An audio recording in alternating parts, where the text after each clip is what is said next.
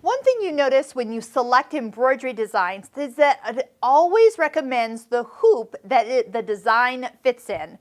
So for example, if I have picked let's go back out to letters, and I just pick a single letter that I'm going to be doing, it is going to switch over and recommend a small hoop. Now this is a hoop that doesn't come with the machine, but I can go into the hoop settings, change it to the small hoop that does come with the machine, like the medium hoop, and then it will allow me to stitch it. Also lets me enlarge it, move it in a greater distance.